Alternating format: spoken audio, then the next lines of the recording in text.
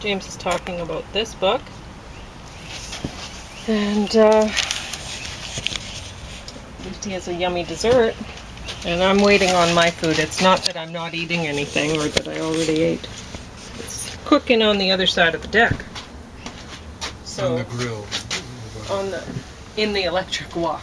Electric wok, yeah. So you go ahead and talk about your book.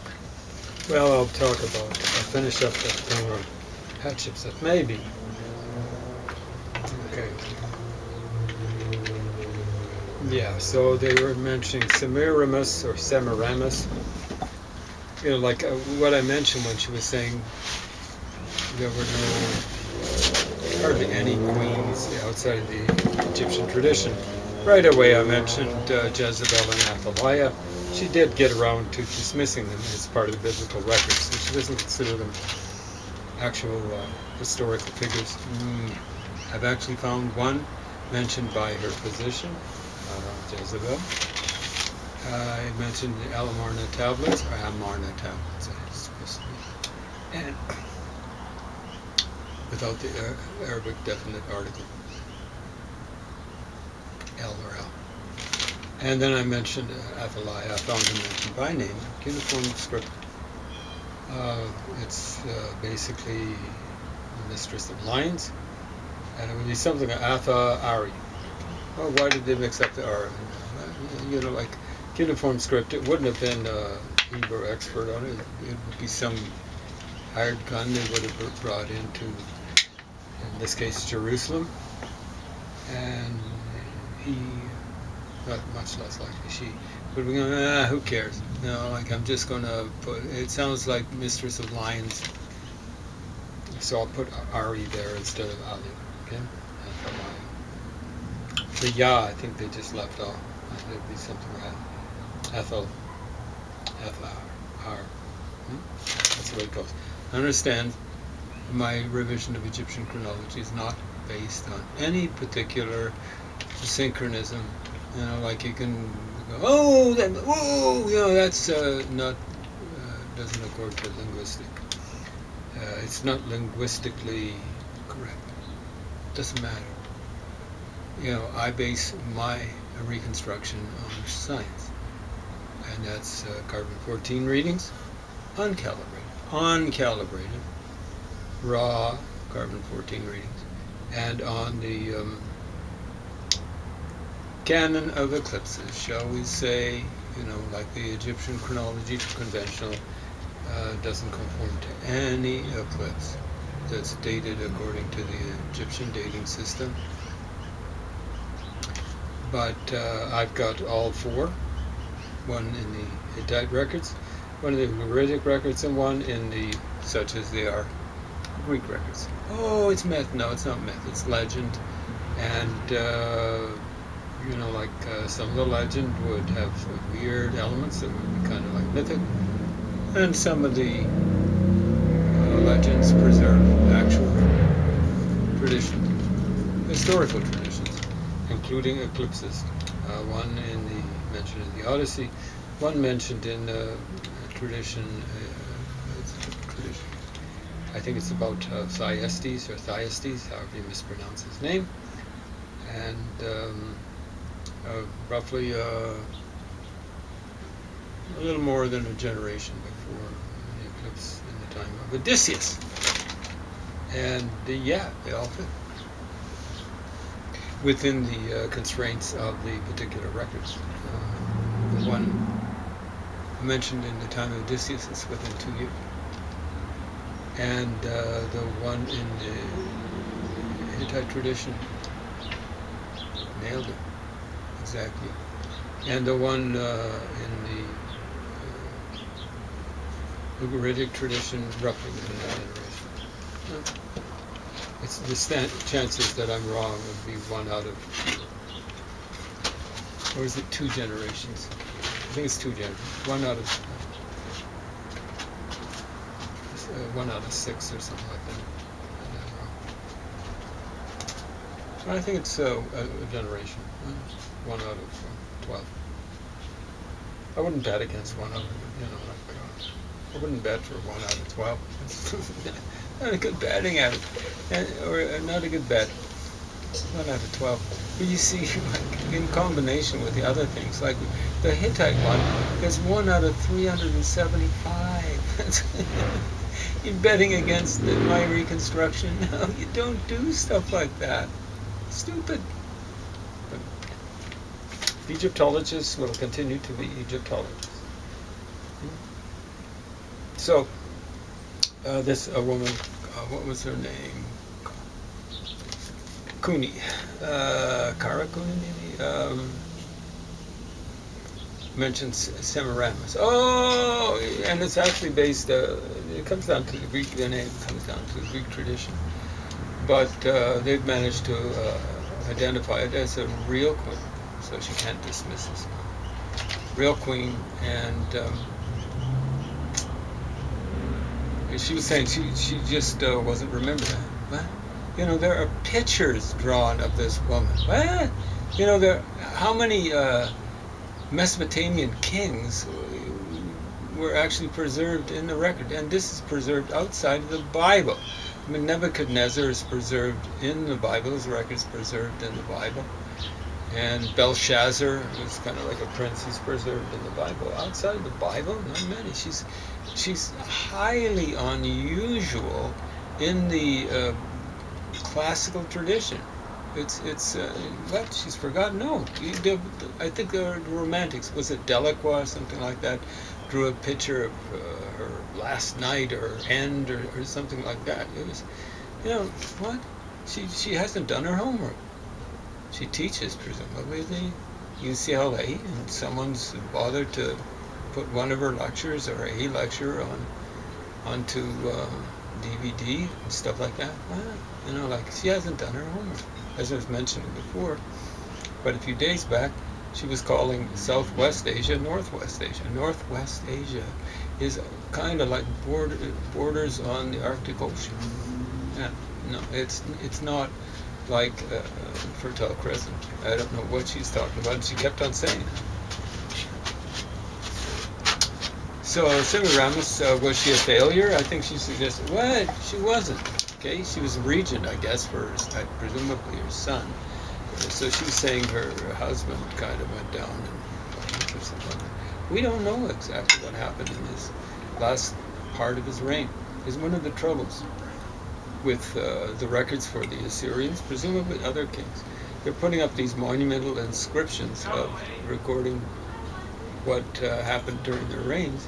And if they're doing some amazing things just before they die, they're not going to get recorded, because the next king's going to be recording his own accomplishments. Why would he kind of memorialize what his dad did? He might not have liked his dad. Might have liked his dad, but why would he waste resources, money, and the energy of various sorts of conscripts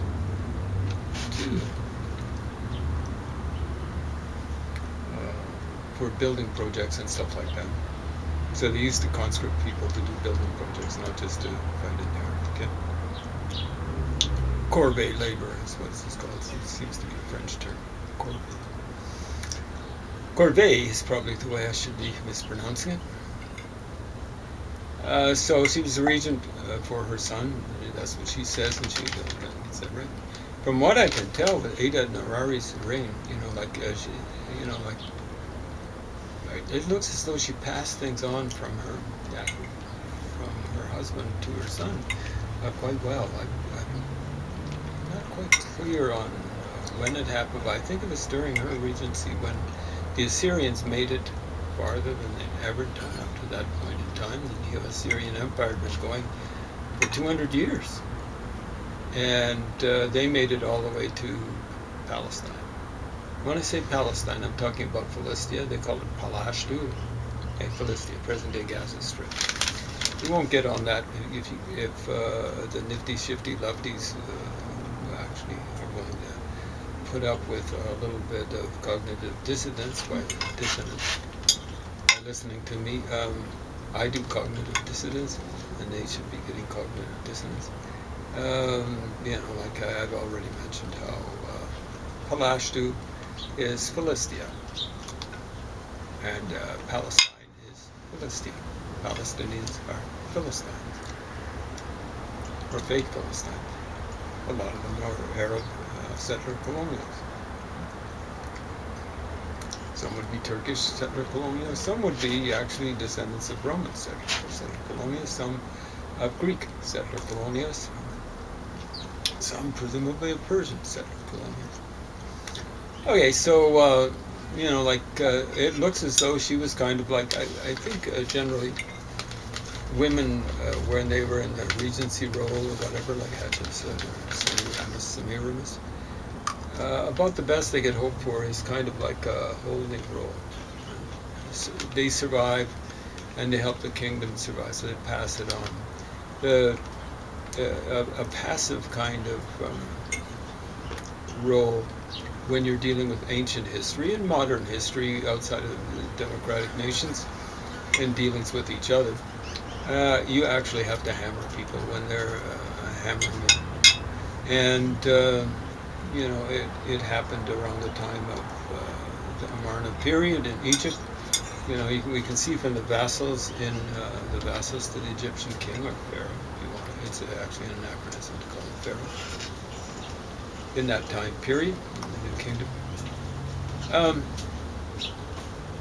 it just means big house. I think pharaoh. Kind of like calling the presidency in the United States the White House. It's a bit of a trope there, figure of speech. And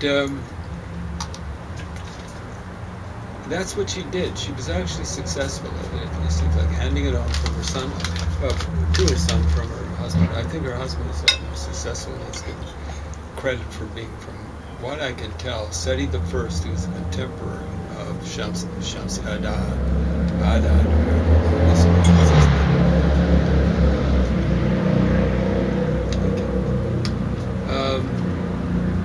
was messing around into what the extended Egyptian empire, because Seti the First is recorded as fighting Libyans. No, they're not Libyans, they're Assyrians.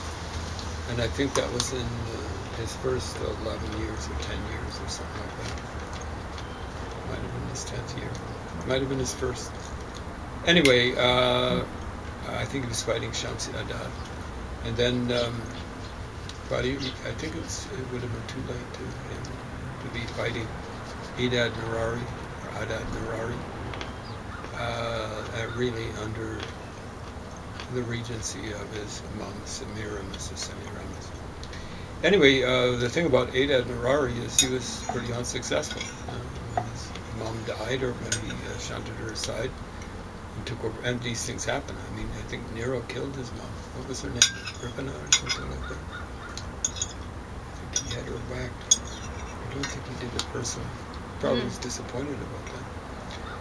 Anyway, so then she jumps to Lu Ji or something like that, China queen. I don't think the Chinese had many queens. That's the way it goes. So if she wants to compare Egypt with China, okay, there we go. But the Neo-Assyrian Empire from 911, I think it's the exact dates to something like 609 BC, 300 years, there was one queen. Okay, so that's 1 out of 300 years. Whoa. We figured out Egypt had 1 out of 400 years, maybe up to 500 years. 1 per, for many, many, many years.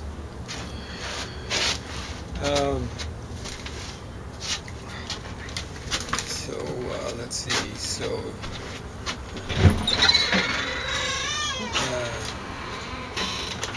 and then she jumps to Cleopatra. So I'd mentioned Cleopatra. You can't use Cleopatra legitimately as part of the Egyptian tradition, as mentioned before. Cleo means glory, Patra means father. Oh, that sounds like patriarchal. Yeah, pater, and is basically, this means the same thing in Greek and Latin. They're not that closely related, those languages, from what I can tell. I've studied both at university. Did pretty well in both of them too, I've got to say. And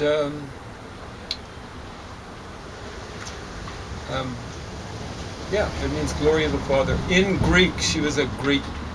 The story goes, and it might be true, that she was this is about the end of the Ptolemaic dynasty. Which lasted maybe 250 years. And they say she was the first to actually learn Egyptian. So the language of the people that she was ruling, that her ancestors had over 200 years. So she had her brothers murdered. This is Cleopatra.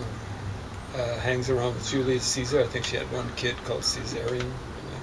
I think she was hoping that kid would succeed to Julius Caesar. Didn't work out. Then she had 3 kids, apparently with Mark Antony. Didn't work out with Mark Antony. How do you remember to mispronounce his name? Marcus Antonius.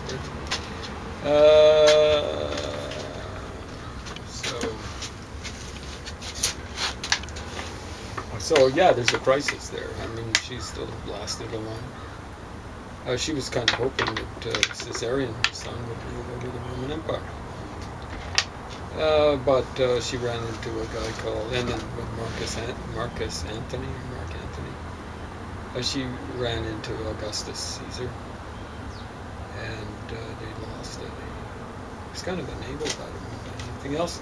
She cut and ran, and Mark Antony, the story goes, at least in Shakespeare, has him cutting and running after her, without her backing him.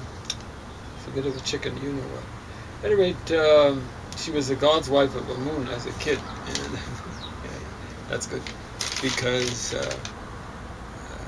later on, third intermediate period, there's this, well, not later on, before, but there's this period where God's wife of Amun looked as though they were the rulers of Egypt, because it was all split up into maybe 20 different parts.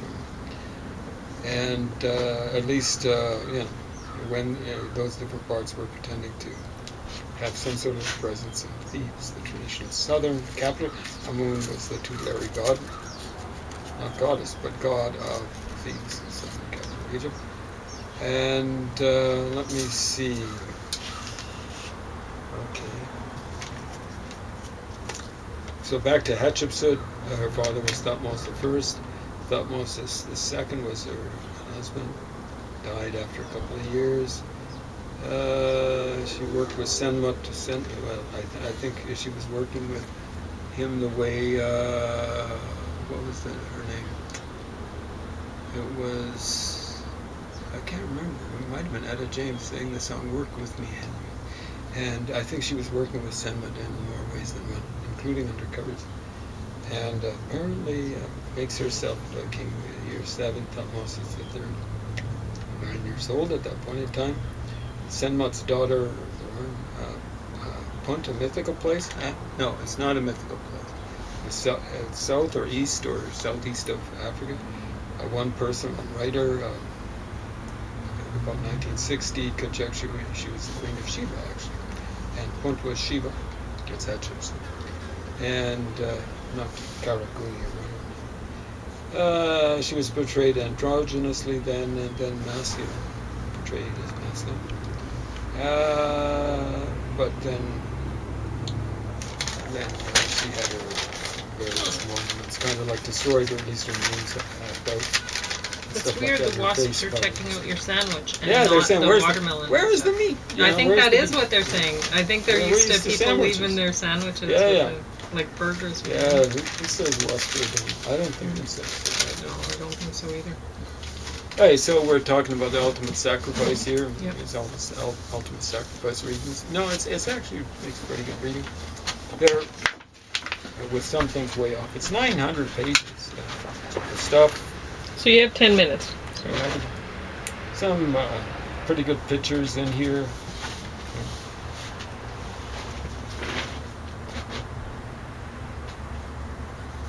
So, yeah.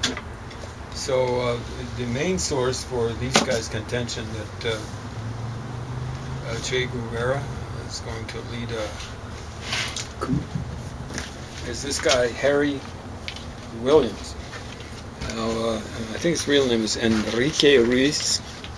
There he is, right, looking over at Bobby Kennedy's shoulder. And, this is not Bobby Kennedy meeting with the Chamber of Commerce or something. So I think this guy, Luis, or Harry Williams, was from Cuba. And what I'm going to do is read a few selections. I was threatening that to you. Of the segues that they got, the way they're pussyfooting around. Segue, page 4.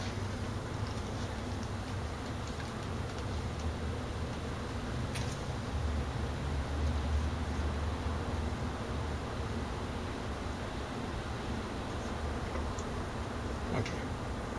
The palace coup would be led by one of Castro's inner circle, himself a well-known revolutionary hero, so they're not revealing who it is.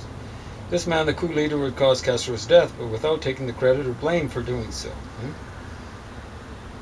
The coup leader would be part of a new provisional government in Cuba, along with a select group of Cuban exiles approved by the Kennedys, who ranged from conservative to progressive. I think most of these guys, there were 4 of them all told, had actually worked to get rid of Bautista, Castro's predecessor, and then they were shunted aside. They were lucky, actually, to escape with their lives, but shunted aside by Castro.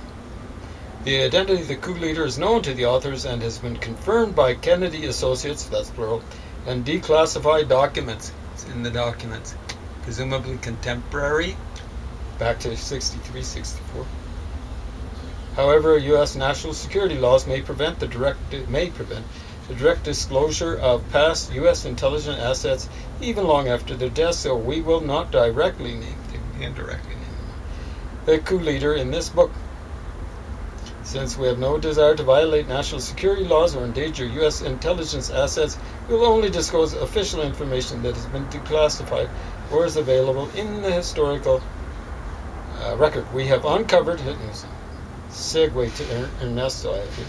We have uncovered historical accounts of Cuban leaders that have been long overlooked by the public or in newly released government files. For example, a formerly secret cable sent to the CIA director on December the 10th, 1963, just 9 days after the original day for the C-Day coup. So it's supposed to be December the 1st, when this mysterious leader was supposed to whack Fidel Raúl Castro. Reports Che Guevara is alleged to be under house arrest for plotting to overthrow Castro. So Castro found out about this, under house arrest, according to a Western diplomat. So this is a cable from December the 10th, 1963. Now you notice how they segue. They didn't say anything. They said, we're not going to tell his name. And then they just say, for example, Che Guevara. Well, let's see if they do that again. Let's see if they play this little game again. I don't blame them for playing.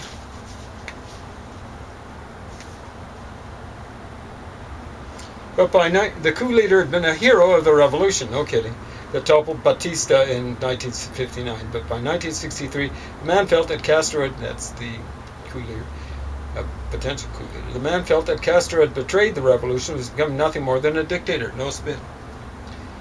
To make matters worse, the coup leader felt that his own high position in the government had been weakening ever since the Bay of Pigs, no spin. Many other revolutionaries have been marginalized, exiled, or killed. And he feared the same thing would happen to him. It eventually was. He was killed in Bolivia, I believe, in 1967. Probably set up there by Fidel Castro. Okay, so finally, Harry said that another key motivation for the coup leader, I left a little bit out there, but same paragraph. Harry, so that'd be Harry Williams, that's showing you his photo, just looking over Robert F. Kennedy's left shoulder, presumably in 1963. Harry said that another key motivation for the coup leader was that he didn't like the Soviet presence in Cuba. They had thousands of soldiers in Cuba at that point in time. Talk about settler, colonial, well, not so much settler, but it is colonial and definitely imperialism. So that's what the Soviet Russians were doing. And he worried that Soviet influence would only grow. No kidding. It's bad influence, incidentally, for you nifty, shifty, hefty lefties that aren't so sure. To the coup leader, that would be, we'll see. C-Day was actually a continuation of the real revolution. It meant cooperating with the Americans. If it meant cooperating with the Americans, saw that as better than having to obey the Soviets. No kidding. Now, oh, the Soviets are helping you. Yeah, they're helping themselves to your country. So, segue to the next paragraph. It's well documented from historical records and news reports that a number of Cuban leaders, including Che Guevara deeply resented the growing Russian influence in Cuba. News reports of tension between Che and the Soviets were common by the spring of 1963, so much so that just weeks before the May Associated Press article naming Harry, this Harry William, appeared, a reporter for Look magazine felt compelled to, so Look is, I mean, if a person from Look magazine, it was kind of like Time magazine, but in pictures. Okay. So if someone from Look magazine's figured it out, it might be obvious, or it might just be made up, who knows. Look magazine felt compelled to tell Che about rumors that he, Che, had been downgraded in power and was leaving the country for a year's vacation. An earlier issue of Look featured, so he's actually telling Che that, featured Che's boast that Cuba would resist to the last drop of blood any Soviet attempt to establish a communist satellite in Cuba. So both comments foreshadow events to come, like the declassified December 10th, 1963 cable to CIA director saying that Che Guevara is alleged to be under house arrest for plotting to overthrow Castro, and Che's later exile from Cuba. Okay? So we already dealt with that. Page 40. It discusses a palace coup by the members of the 26th of July movement and indicates they might be receptive to staging a coup if they were worried about communist succession to complete control of the Cuban regime at the expense of the remaining leaders of the 26th of July movement. Harry confirmed that the coup leader had been outstanding with the 26th of July movement. Segue. The 26th of July movement was the original revolutionary organization of Fidel and Raul Castro and Che Guevara. And that's the next sentence. It was separate from the Cuban Communist Party, and relations between the two were often difficult, especially for Che, who treated the communist leaders personally with some scorn. Who wouldn't? Anyone with taste would. 82. I wonder if there'll be a segue here. In addition to dealing with Harry, in the summer of 1960, Frankie met in Paris with CDXL leader Manolo Rey and with Che Guevara. So one of the two 1960, just a bit before that, about a huge payoff arranged by Harry for a Cuban official as an M-World, that's a code name, CIA, sent to CIA Director John McCone, appointed by JFK. The others from the CIA file of Bernard Barker, I think his nickname was Macho. I don't think Barker was his original. Aide to alleged C-Day case officer E. Howard Hunt. Both of them worked later on the Watergate. Very good. E. Howard Hunt and Bernard Macho Parker. The Cuban official in this case was Carlos Frankie, Cuba's leading journalist after the revolution.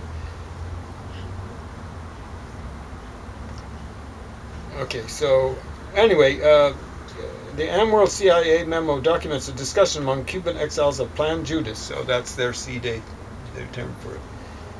They named some exiles on the fringe of the operation used for C-Day.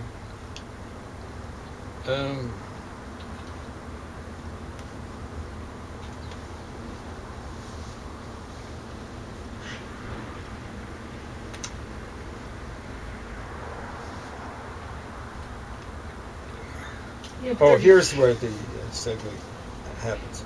Also, it's ironic that Frankie should be mentioned in the same document that uses the name Plan Judas for C-Day. Frankie wrote a book named Los Doce, the 12, about the 12 disciples of Castro, including Raul and Che, just like the 12 disciples of Judas, or of Jesus, one of which was Judas. He survived a major attack and became the leaders of the revolution. Frankie wrote that Fidel was fond of biblical parables